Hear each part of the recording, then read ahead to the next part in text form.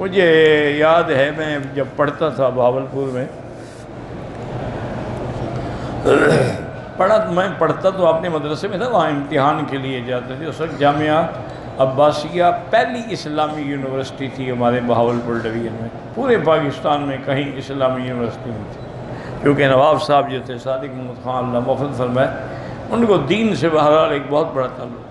مسجد صادق بھی انہوں نے بنائی تھی اور جامعہ عباسیہ کی بنیاد بھی انہوں نے رکھی تھی، اور امور مذہبیہ کا ادارہ بھی انہوں نے بنایا تھا کہ جس میں وراثت، انتقال، نکاح، طلاق سب اسلامی شریعت کے مطابق، اور بڑے بڑے علماء کو انہوں نے رکھا ہوا۔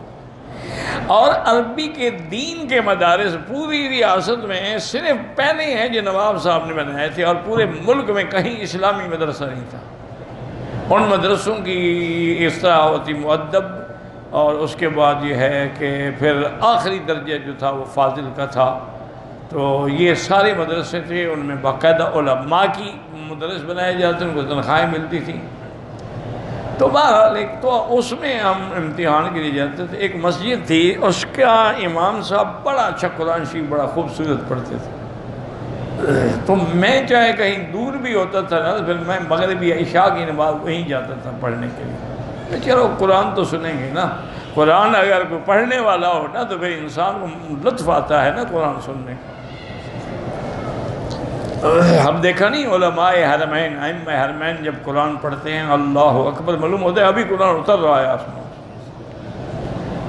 ہمارے ملک میں تو بس یعلمون تعلمون یعلمون تعلمون ہی ہوتا ہے، اور تو کوئی پتہ نہیں لگتا کہ حضرت کیا پڑھ رہے ہیں۔ نعتیں بڑے شوق سے پڑھتے ہیں، قرآن غلط پڑھتے ہیں۔ انا للہ و انا الیہ راجعون ولا نقول الا کما یحب ربنا ویرضی۔ لیکن اس مسجد کا جو مؤذن تھا نا، وہ بڑا سخت اور تلخ مزاج آدمی تھا۔ بہرحال میں وضو کر کے مسجد میں گیا تو اسی طرح ایک نوجوان، کوئی کالج کا لڑکا تھا میرے خیال میں، وہ آیا، اس نے پینٹ اپنی تھوڑی سی اونچی کی اور اس نے آدھے بازو کے شرٹ پہنی ہوئی تھی۔ وہ اس کو دیکھا تو شروع ہو گیا، تم مسلمان ہو، تم یہ مسلمانوں کے کپڑے یہودیوں کے لباس پہن کے مسجد میں آ جاتے ہو۔ اب وہ چپ کر کے کھڑا ہے، میں پہچان کبھی نوجوان ہے، اس کو غصہ نہیں آ رہا، لیکن اس بوڑھے کا حال دیکھو،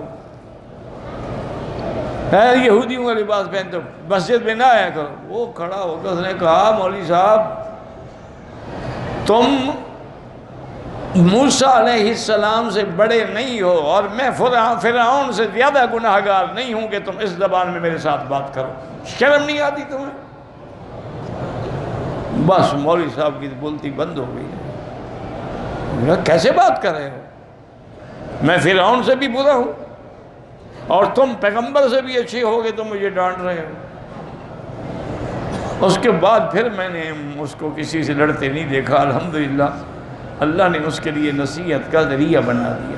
تو لہذا جو نرم بات ہوتی ہے نا، اس کا اثر ہے۔